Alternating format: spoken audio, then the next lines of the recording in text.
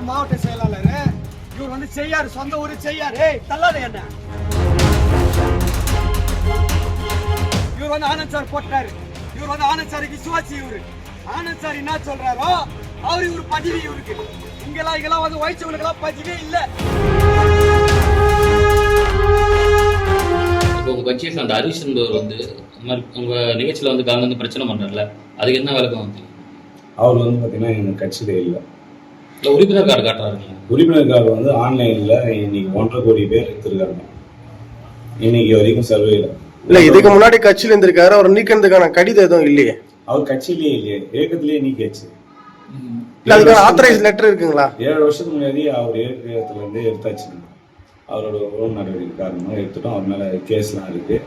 நம்ம ரசிகர் எல்லாம் வந்து பார்த்தீங்கன்னா அவர் ஒரு நிகழ்ச்சியில போன பிறந்த நாளுக்கு 50,000 ரூபாய் நான் கள்ளக்குறிச்சியில் எடுத்துன்னு போய் இளைஞரணி சார்பாக நான் கொடுத்தேன். அது இல்லாமல் போன வருஷம் நான் வந்து அன்னதானம் போட்டேன் அப்படின்ட்டாரு. அது எவிடன்ஸ் இருக்கு, எங்கிட்ட போட்டோ எவிடன்ஸ் இருக்குன்றாரு. ஏக்கமாக இருக்கும்போது எல்லாருமா கலந்தா மாதிரி பண்ணிட்டு இருந்தாங்க. ஆனால் அவர் வந்து ஏக்கத்துல இருந்து நாங்கள் நீக்கி 7 வருஷம் ஆயிடுச்சு. அதுதான் சார், நீங்க 7 வருஷம் ஆயிடுச்சுன்னு சொல்றீங்க. சர்க்கார் படம் பிரச்சனைக்கு அவர் சாலை முறையெல்லாம் பண்ணியிருக்காரு. ஆனா நீங்க 7 ஆண்டு ஆயிடுச்சுன்னு சொல்றீங்க. சர்க்கார் படம் பிரச்சனை எல்லாம் அவர் வந்து பார்த்தீங்கன்னா நாங்கள் நீக்கணும். சரி, கடந்த ஆண்டு கள்ளக்குறிச்சியில் எத்தனை 50,000 கொடுத்தாரு. அது எல்லாருமே மனித அடிப்படையில் இல்ல விஜய் மக்கள் இயக்கம் சார்பாக தான் கொடுத்தேன்னு சொல்றாரு. மக்கள் இயக்கம் சார்பாக கொடுத்தோம் அப்படின்னு தான் சொன்னாரு.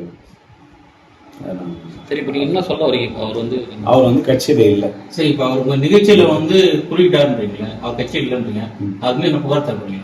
ஆல்ரெடி என்ன 2 கம்ப்ளைண்ட் கொடுத்துருக்கோம்.